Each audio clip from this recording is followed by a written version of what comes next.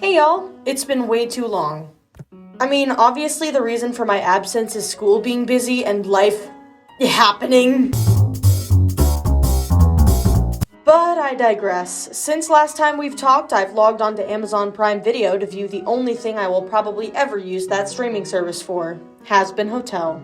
I've been a fan of Has Been Hotel since the pilot first aired on YouTube, and with a first season that only spans 8 episodes, I was actually able to watch the whole thing whilst doing my hair and makeup during show week for the medium. I absolutely loved it and thought it was well worth the wait. Sure, I had been watching Hell of a Boss from time to time, but I was holding my breath for the show that got me hooked on this interesting universe all the while. And I know Has Been Hotel's creator has been subject to controversy recently, and some people think that even liking the show is treading through dangerous waters. But with such a star-studded cast and the fact that I had been waiting on this series since I was still in high school, I wanted to indulge anyway. Sue me. Now to the subject of this video, Hell's favorite movie star, Angel Dust. Specifically, I wanted to talk about the depiction of abuse and power dynamic going on between Angel and Valentino, the one he's soul bonded to. For this video, I'm sticking only to things that have been animated, mostly because that's all I've actually seen. Disclaimer. I am going to give the exact same disclaimer that I gave on my Shinguji video. If you don't like this character, or you think that the depiction of this toxic relationship is particularly inaccurate, that is 100% valid. Also, if speaking on these kinds of experiences is triggering for you, I value your safety more than I value whether or not you know my opinion on a fictional demon. Please drink some water, take a cozy little nap, and I'll see you in the next video, hopefully. Also, I know that this goes without saying at this point, but I am speaking on this from the lens of my own experiences. I'm not a psychologist, a trauma specialist, or a medical professional. I am simply a person who has been subjected to domestic violence, talking about another fictional character that has been subjected to domestic violence. That being said, my opinion is no more or less valid than anyone else's. Not all abusive situations are created equal, and something that resonates with my past may not resonate with your past, and that is completely okay. However, I will say that I'm being very vulnerable in the creation of this video, and I would like to ask for respect. I will be speaking on things that are very difficult that I have been through, and I only ask that you listen if you have the emotional space to do so. With all that being said, I'm Wet Blanket, and I like to speak on things that don't get enough attention in the commentary community. So, let's start a conversation. Okay, first things first, I don't think Angel Dust's relationship was ever meant to be romanticized whatsoever. Whether or not the creator of Has Been's execution of this was good or not is to be seen, but I personally don't think that was the intention. In fact, I personally see his whole character and plot points as a commentary on the romanticization of the adult star lifestyle.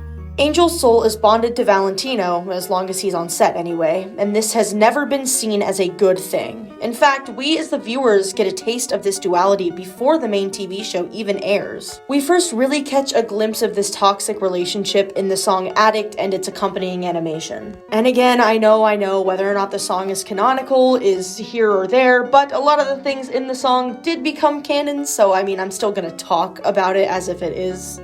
Anyway, this is the first time that the audience seeing the animated content ever sees Val, and suffice it to say it is not in a good light. My favorite part of the animation is the cuts between Angel having fun and living glamorously, and Angel crying in bed, curled up next to his friend Cherry Bomb.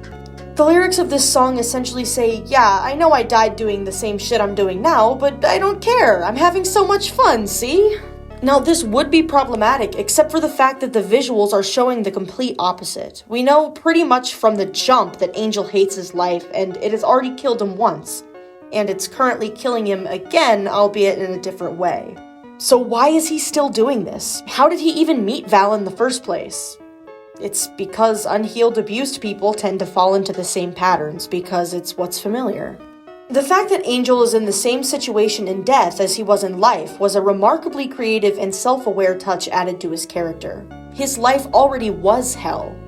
There's even a verse at the very end of the animated video that explains this, a verse that I wish was put in the purchasable song, but alas, it was left out. He clearly wants to get out, but leaving is scary and unfamiliar. He's unsure of whether or not he even can, or if he deserves to live happily. I'm addicted to the sorrow when the buzz ends by tomorrow. There's another rush of poison flowing into my veins, giving me a dose of pleasure that resides by the pain. I'm addicted, I'm dependent, looking awesome, feeling helpless. And I know I'm raising Cain by every highway in hell. Maybe things won't be so terrible inside this hotel. Guys, when I first heard this verse, I was like, fucking right? I was still being actively mistreated when this came out, but I remembered something shifted in me after I heard this, and I listened to this song nonstop for a week afterwards. Little did I know, it's because it resonated with me. All of this makes a pretty strong case against Angel's character romanticizing abuse. The first time we see an exchange between Angel and Val in the show isn't a physical altercation, but rather the way Val treats him over the phone.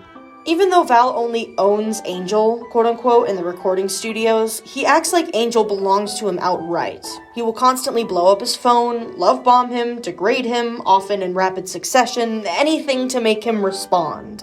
I've made a video on this, maybe two. Yeah, that shit's pretty accurate.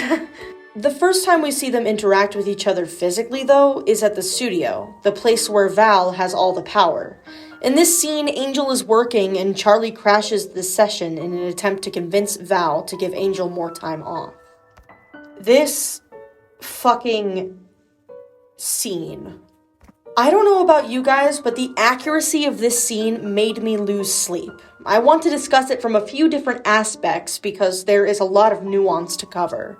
First, from Charlie's perspective, I believe Charlie's position in this scene to be an accurate depiction of the friend on the outside. And in my personal experience as both this friend and the abused person, you can mean well, give the best advice, bring the horse to water, and tell your friend all the reasons they need to leave until you're blue in the face. However, there isn't much you can really do, as sad as it is to say.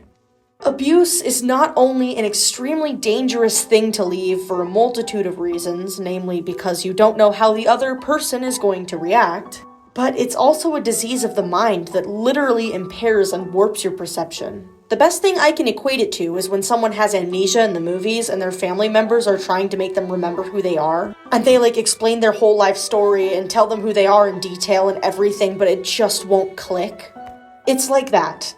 I personally had many friends tell me that I needed to leave, and at the time, I saw all of their reasons as valid, but there was always this voice of doubt in the back of my mind. This voice told me to stay, and that it wasn't as bad as I thought. So, it never clicked. However, much like Charlie, when these same friends try to physically intervene, it only makes things worse. Have you ever had that experience or known somebody who's had the experience of getting bullied at school and their parents just want to go up to the principal and give them what for? Or your parents want to talk to the parents of the person bullying you because they think that's going to solve the problem? No, that's just going to make your bully give them more swirlies at school. It's only going to aggravate the aggressor. And in this scene, that's exactly what happens. Val takes Angel into his dressing room, and like the flip of a switch, Val goes from sweet to absolutely monstrous. He slams Angel around, degrading him, threatening him, asking how he could let someone else try to fight his battles, and he then reminds Angel of their deal. He reminds Angel who he belongs to. Angel leaves the room and angrily tells Charlie to leave, secretly, as a way to protect her. If he gets hurt, that's fine. He can take it. He feigns anger and frustration so that Val won't hurt his only friend. And so the cycle continues. This scene right here is a huge, complicated conversation on self-worth. Let's step back for a little bit and see the soul bond as more of a metaphor. A lot of people that are in abusive relationships think that they are indeed bound to their partner in some way. This is usually because this partner either convinces them that nobody else will ever love them, or maybe that they're a terrible person, or that they're lucky to even have this person in their life, or what have you. Like I said, the brain conditioning runs deep, and when you hear the same thing every single day, and especially if it's reinforced by something like violence, it's probably gonna stick. I'm really not much of a musical theater kid anymore. That was really something that I was in my high school days, but there is one song that always stuck out to me that reminds me of this exact relationship. So it's in this silly little musical called Waitress, the Sarah Bareilles one, the one that had Colleen fucking Ballinger in it at one point, I don't know why. But anyway, it's a really silly musical about real problems, but kind of putting them through a lighthearted lens of like, oh, look at these goofy little fucking bakers, like, whatever. But there was one part that was always just so real to me, and again, I think that's quite telling as to what I was going through, but it happens like at the beginning of the musical. Our main waitress is in an abusive relationship with her husband, and she gets pregnant. And before she has the chance to tell her husband this, he starts singing this song to her called You Will Still Be Mine. And it's essentially just a song saying, like, no matter what happens, no matter how terrible I am to you, you are still going to belong to me. And there is one specific lyric in the song really close to the end where he says, these are ties that bind. And I don't know, the ties that bind really just reminded me of the Soul Bond from Has Been Hotel, and it's a really jarring song. I really recommend that you give it a listen. You don't even have to be familiar with or like the musical in order to get the message of the song. It's just like, it's that. It is literally that song. I don't know how else to say it. So yes, this scene is clearly indicative of Angel's extremely low self-worth that has probably existed since he was still alive. Because again, he's doing the exact same thing in death as he did in life. So yes, in my opinion, there is absolutely no romance in this scene. It displays the mentality that someone has when they're being abused and viewing themselves as worth so little that they would use themselves as collateral if it meant that no one else had to suffer their fate. This is the realest, most accurate scene in the entire show, in my opinion. As I said in a previous video, there were times when I contemplated going back to my abuser just so that he would stop trying to reach out to and harass my friends. But those two things aren't really the things that make people think that Angel Dust's character is a romanticized version of abuse and addiction. It's the song that he sings after this scene. Let's talk poison. Full disclosure, this song is a metaphor. The number one complaint I hear about this song is that Angel is blaming himself for his abuse. And to that I say, yeah, he is. That's the point. In fact, that's one of the driving forces that makes the abuse victims stay. They blame themselves, which leads to convincing themselves that they deserve it, and that they need it. Hence, the poison that you can't help but swallow. You know it's bad, but you think that you kinda deserve it. Add this on top of the fact that the animation shows the quote-unquote good times they occasionally have, and it only muddies the waters and intensifies the self-gaslighting for Angel further. This song is the response to the friend on the outside. Angel essentially says, I know I'm killing myself, but I don't see enough worth in myself to care, so I can't help but swallow. I'm not above this. Stop having faith that I am. This is my life, the one I asked for when I signed my soul away. This all combined with the notion that Angel hates his life that we've seen since Addict, I will make the argument that this character doesn't embody romanticization, but rather a cautionary tale.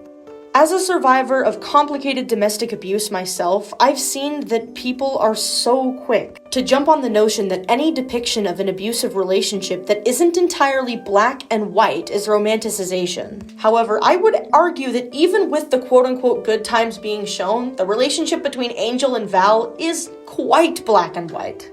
As far as these nuanced depictions go, anyway. I'm sorry to break it to y'all, but that's not how the world works. Abuse is a disgusting, confusing knot that sits in the pit of your soul and shakes your being to the core.